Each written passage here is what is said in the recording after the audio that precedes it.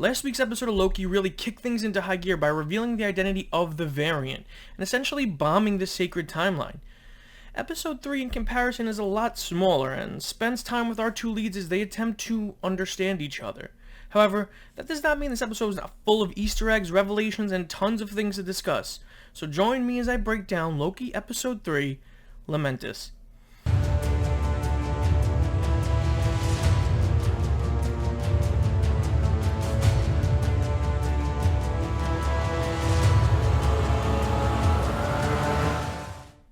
The episode opens to the song Demons by Hayley Kiyoko, which is not only a reference to our two Lokis being demonic in appearance with their horns, but also a reference to what we see next with the line, "I've got demons in my head." What we do see next is Sasha Lane's Hunter C20 appearing to be having a drink with Lady Loki in what appears to be a normal Earth restaurant. Lady Loki describes brain freeze, and it's actually funny because if she is a Loki variant, she can't get brain freeze because she's technically Jotun. Also, we see that Lady Loki is in fact in C20's head, interrogating her about the timekeepers, but C20 starts to remember these places, but not Lady Loki. We pull out of the interrogation and we see that this was taking place in the Roxmart from last episode as Loki and Mobius arrive. Later in the episode, we discover that Lady Loki does indeed prefer to be called Sylvie. She tells Loki that she is not a Loki, she is a Sylvie now, which technically implies that she was a Loki at some point, right? And she's just using the name Sylvie as an alias? The doorway Sylvie walked through last episode leads her to the TVA, where she attempts to use her magic on a Minuteman, but it does not work. Luckily for her, punching and kicking still works, and she's able to fight her way through the Minutemen. Loki follows her through the doorway and snags his twin daggers from Hunter B-15's locker before going after her. She makes her way to an elevator that leads to the timekeepers, and it's actually hilarious that there's just an elevator in the TVA with only two guards that are guarding the timekeepers, these sacred beings. Loki catches up with her, and we get a classic Loki double dagger flip. They fight, and I find it interesting that Sylvie's weapon of choice is a sword. Very different. Renslayer appears with two Minutemen to stop them. Sylvie attempts to use Loki as a hostage, but Renslayer doesn't care what happens to him and charges. Loki activates the temp pad and they both fall through a time door. They are now on Lametis 1 in the year 2077, which is a planet in the comics that appears only once, actually, in Annihilation Conquest Prologue number 1. It is called the Lametis Outpost and is at the very edge of Kree-controlled space. Loki and Sylvie have a bit of a scuffle, and it appears Loki is more skilled magically, and she even calls him a magician. She reinforces her hatred at being called Loki and says that of all the apocalypses that are stored in the temp pad, he sent them to the worst one because no one makes it off of Lametis 1, and they can't escape because the temp pad they have is out of juice. We see Sylvie attempt to enchant Loki, and it appears to fail because of Loki's quote-unquote strong mind. But does it really fail? More on that later. Sylvie tells Loki that the plan he interrupted was years in the making, and this layer gives us a lot of subtle hints towards Sylvie's past. They make it to an abandoned town, and Sylvie says that they have 12 hours before the moon and planet collide, and things are only going to get worse. She mentions more meteors, gravity quakes, and the collapse of society in Annihilation. Now, this could be a reference to the Annihilation wave from the comics, or the comic book that the planet first appeared in. They approach a small space house, and Sylvie and Loki take different approaches. Sylvie attempts to barge in aggressively, and she gets blasted, while Loki chastises her and attempts a more diplomatic and mischievous approach, as he takes the form of the farmer's husband, only to get blasted. Throughout this episode, we see Loki attempt to prove to Sylvie, or at least himself, that he is the better Loki, which is something that carries over from last episode. The female farmer tells them that everyone else is at the Ark, aka the evacuation vessel, attempting to get off the planet. She tells them the train of the Ark is at the end of town, but they will never get tickets. Sylvie says that the Ark should have more than enough power to charge the temp pad, so they head to the train. When we arrive at the train, we see a long line of people waiting to get on, but only the wealthy are being let on board. Loki, again, in an attempt to prove his superiority, says that they are doing things his way, and he transforms into one of the guards. He pretends Sylvie is his captive and walks her to the train door, where he is stopped by another guard asking for tickets. Sylvie enchants that guard, and he lets them on. Sylvie chastises Loki on his lack of a plan back there, and we really see the differences between the two become more clear, as we see Lady Loki is very much a well-organized schemer. She likes to have a plan and follow through with it. Loki, on the other hand, is more chaotic. He's an improviser who thrives on his feet. Sylvie yawns and Loki tells her to take a nap, but she says that she can't sleep around people that she does not trust. Which is interesting because the last episode we see Loki sleep in front of Mobius. So does that mean that Loki trusts Mobius, despite not trusting the TVA? Sylvie admits that Loki knows some pretty great magic, and Loki says he was taught by his mother. Sylvie asks what she was like, and Loki tells her, a queen of Asgard, good, purely decent. Loki mentions he was adopted, but Sylvie says she already knew and that her parents told her. This gets Loki to ask about her mother, but Sylvie barely remembers her. Blips in a dream. Loki says Frigga would do magic for him when he was younger, like turn flowers into a frog and cast fireworks over water. Could this throwaway line be hinting at one of the most badass characters in all of Marvel Comics? Throg? Yes, Thor Frog. I mean, what better place for him to show up than a show dealing with all these variants? And Throg is the best. He's so awesome. Now, another thing to note is Loki spends a lot of time talking about Frigga here. The name of the episode is Lametis, which is Latin for lament. And to lament is to mourn out loud, and he's never really had the opportunity to really mourn his mother after he learns that she passes away. So this scene really gives him the opportunity to do that through telling these stories. The episode also begins to fill in some of Sylvie's backstory as we learn that she found out about her adoption much earlier than Loki did. We also see that her mother figure may not have been Frigga, or it is quite possible that she was taken in by the TVA at a lot younger age than we realized. She mentions barely being able to remember her mother, and in a little bit she says she's been running her entire life from the omniscient fascist she says Loki works for.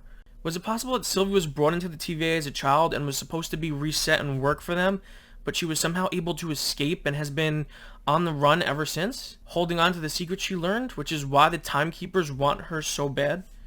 I have to point out that Tom Hiddleston and Sophia Martino have amazing chemistry together, and they really make this episode a lot of fun watching them play off of each other. Loki begins drinking, and it is here the two begin talking about love, and we get confirmation that Loki and Sylvie are bisexual in the MCU, which is in line with both the comics continuity and Norse mythology. Sylvie also says that she has maintained a relationship with a postman in between apocalypses, and this could be a reference to Stan Lee's cameo as a mailman in Captain America Civil War and as Willie Lumpkin in the Fantastic Four movie, or it's more than likely just a passing joke. At one point, Sylvie awakens to Loki singing Asgardian to the rest of the train car, his guard disguise gone, replaced with his TVA clothes. Even though we are told this is Asgardian, Loki is using the Norwegian language.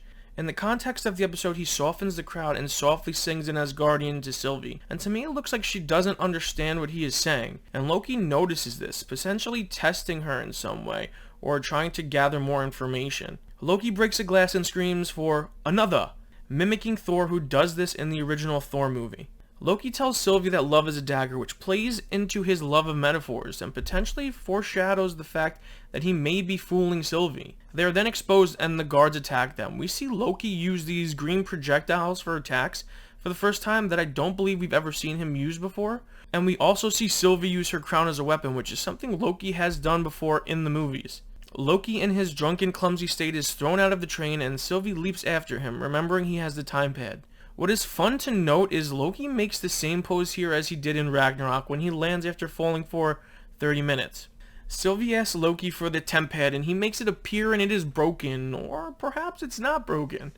Perhaps this is what Loki wants Sylvie to see. Sylvie is enraged by Loki and she lets out a scream and a burst of green energy, very similar to what Wanda does at multiple points in the MCU. Sylvie is angry at Loki for ruining their mission, and she explains she is also hedonistic, but never at the expense of the mission, further reinforcing her militant personality. Loki suggests they hijack the Ark and get off the planet at all costs, ensuring their survival, or at the very least this may potentially signal the TVA who will come for them. Loki again questions Sylvie on how her powers work, and she finally starts to give him some answers, explaining that she has to make physical contact and grapple with a person's mind. Most can be taken over easily, but the stronger ones are tricky. She is in control, but they are too. In order to preserve the connection, she has to create a fantasy from their memories. And we then get the big reveal of the episode, as Sylvie explains that Hunter C-20's memories we saw earlier were from a time before she worked for the TVA, which means all employees of the TVA are variants, forced to serve the Timekeeper's will. Loki and Sylvie attempt to board the Ark as they make their way through the city in this stunning shot that is supposed to appear as a long take, but there are cuts hidden here and there. We see Loki catch a building with his mind and put it back in place, almost as if he is reversing time. It is possible he did keep that time stone from episode 1, or perhaps his telekinesis is a lot more powerful than we gave him credit for. I mean, it's very strange. The one thing that stands out the most is the fact that he didn't just move the building. He essentially reversed it back in its place, and you could even see the smoke going backwards as well, almost as if he's reversing time. So it is very curious to see if he does have the time stone, or maybe this is part of some grander illusion that's going on. Loki and Sylvie get to the gate, both performing the same leg sweep, just in time to see the Ark get destroyed. The episode ends with Sylvie walking away and Loki staring at the destruction. Again, there are some variations in the credits, and this time the pictures show Loki and Sylvie together. Now, for a somewhat smaller episode, there is a lot to unpack, the main thing being, how exactly do Loki and Sylvie escape their impending doom? And this is where the fun begins, because we are dealing with two gods of mischief, and there is a strong possibility that some or most of this episode was an illusion created by one of our Loki. We see Sylvie attempt to enchant Loki, and he feels like he's too strong-minded for it to work, or is this just what Sophie wanted him to think in an attempt to get to the time pad? But what I think happens is we also know that Loki is very mischievous and capable of creating complex illusions, and was familiar with Sylvie's abilities. Last episode he even called it amateurish, and we know that Loki can enchant people because he enchanted Odin into believing that he was an old man in an old age home. We also know that he continued to question her on how it works, maybe lulling her into a false sense of security. Is it possible that Loki has been creating illusions to get closer to Sylvie in order to gain her trust so she divulges more information to him, and he can then turn her into the TVA? It is quite possible that he can create an illusion of the time pad destroyed to make Sylvie feel vulnerable and hopeless, when in actuality the time pad is still perfectly fine. I mean, this is the Loki from right after the events of the Avengers, and we saw him learn a valuable lesson in that movie from Natasha Romanoff about interrogation, so maybe he's putting it to use here. Or it is possible that we get the boring version and the TVA just show up to get them.